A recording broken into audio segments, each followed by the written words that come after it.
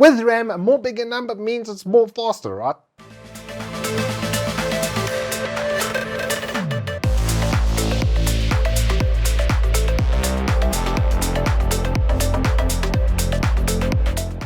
Good afternoon, welcome to Turbo Tortoise Tech. If you're new here, I'm Reese of the 4-piece Ryzen Wooks Triple XL. And we have de-RGB'd memory, which I actually prefer. I have that in my PC.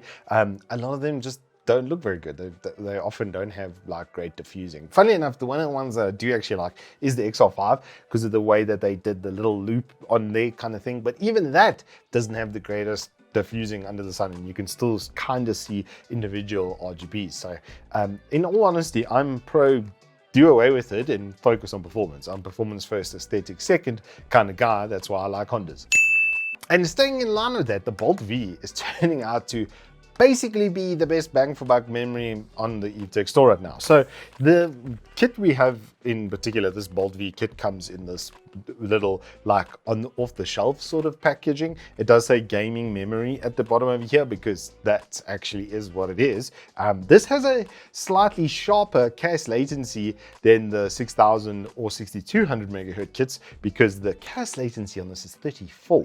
The TRAS and the TCAS latency, however, is at 44, so it does jump up quite a bit from that point onwards. But because of the speed and because most of the other ones, their TCAS and TRAS are between like 32 and going all the way up to like 38, like this XR5 kit, it actually works out that these have slightly sharper memory timings than the 6200 megahertz kit. The heat sinks are also a little bit less beefy kind of thing, but if we just have a sort of a close-up look on them, they're still like a full millimeter worth of aluminium, and then that's completely wrapped around on both sides, and there's Klevv embossed on the top over there, DDR5, Bolt V on the side. So they're still, I would say, decently beefy, and with the temperatures that we had them under load in Cinebench, it was still only in the 30s. So, and the one was slightly hotter than the other just because of pass-through cooling on the GPU, kind of sort of blowing into its face a little bit, which made a 1 degree Celsius difference. But then we better talk about the test bench and what we've got going on over here. So I've got the 9800 X3D on our X870-P motherboard with a Deepcool LS520 Premium, which more than keeps us cool. And under all-core load, it's like at 67 is where it sort of peaks on the 9800 X3D. We've got the XR5 6200 megahertz kit from Klevv, and then obviously the Bolt Vs, and then we've got an 850 watt gold power supply running all of it with our 3070 Ti, the Supreme X version. It just looked so nice in this case. I thought I'd carry on testing it in this case for a bit before I take it back next week. And it ran pretty damn well in this, as you'll see by the Firestrike score. If we just start off with just a little screen cap of that, you can see it was going very, very well, to the point that we were like 13 points shy of setting the world record for this combination of CPU and GPU. And that's kind of a TLDR for this review in a way. If we go through the results over here, we'll start off with my favorite, the old Firestrike DirectX 11 test. It beats it in every single area. The one that I'm kind of surprised by was the physics score, because the temps on this day of testing were quite a bit hotter than on the 1st of April when I ran the baseline test with the 6200 megahertz kit. So on the 17th now, it's quite a bit warmer than it was then. So I would expect it to, in general, have been slightly slower, especially with the graphics card stuff.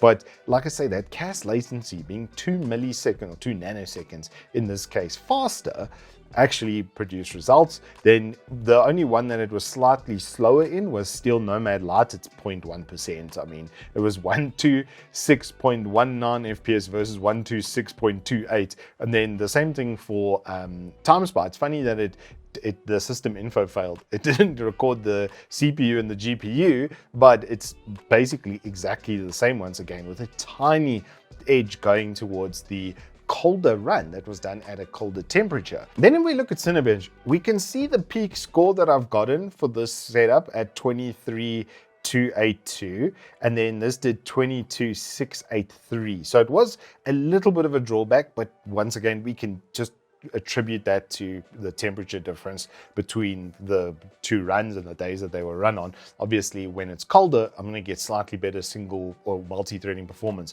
But in single core performance, The real standout here is actually in CS2, where we are acting as the server and emulating the bots and stuff during that run, as well as obviously then running the graphics and stuff for the game. We saw a difference of what 317 on the average compared to 305. And then same thing with the P1, the lows went up 10 FPS. On that scale of about 150, you could say that's about 7.5% better performance on the lows, and that's just down to that frontline cache latency when it starts instruction sets being just a little bit sharper. Because if we work back 7200 megahertz on a latency of 44, it comes out to 12.25, I think, and then but it's 12.2 recurring, or it was 12.25, and then the same thing with the 6200 megahertz kit at 38, it was actually basically exactly the same. The latency between those read and write cycles, or those access times for the row and the column, were exactly the same. But because the cache latency has a slight difference at the beginning of it, which actually made like basically a 2 nanosecond difference, that then shows up in its ability to keep the lows in a better condition. Funny enough, we don't actually see that carry over into F123, which is a really good DLSS test, and then the exact same thing with Cyberpunk, but that then again my GPU was running hotter because it's just a warmer day, so we could probably quite easily attribute it to that, because when you play Counter-Strike, it's very CPU focused, or your CPU produces FPS better than the GPU. The GPU is actually basically kicking dirt around when it comes to Counter-Strike 2 on the load. But where you are loading the GPU more like in F1 and Cyberpunk, then it's going to be down to your GPU and the current temperature that it's running at. TLDR is, this is now pretty much the best bang for buck kit across the store. The other brands are selling 5600 or 5800 megahertz sort of memory at this price point. These are 2,600 Rand. So if you want to put a serious kick in the pants of your machine and get basically the best bang for buck memory, I would say probably maybe in South Africa. I don't know if G-Skill has a product at this kind of price point, but I'm very glad I tested these, because TLDR is, this is incredibly good bang for buck memory. Just be obviously aware, like for instance with older Ryzen platforms, you're going to get some crosstalk with the Infinity Fabric. Everything wants to be at like a 2000 megahertz bus, so it's way easier to work with like a 6000 megahertz setup in that area. But on a brand new system like a 9000 series AMD, or even an Ultra 200 series, then this is probably going to be the best RAM that you can get price versus performance wise. I overall love them. They do come with a limited lifetime warranty, and it's MIT, made in Taiwan. It's also got Intel XMP and AMD Expo. Do you use the AMD Expo? I tried the AMD XMP, the AXMP, and it just basically told me to get stuffed. One thing else other thing that is quite different with these run at 1.4 volts, not 1.35, like I'm used to seeing with most of the kits. They upped the voltage on this. It's probably just to add some stability, but it didn't really add to the temperatures and stuff under load. So all around, I've got to give these basically a 10 out of 10, especially because they de-RGB'd and you don't have any rainbow vomit. Anywho, that's all I have for you on the Klevv Bolt V. If you have enjoyed this, please hit us up with a like and subscribe, and I will see you on the flip side.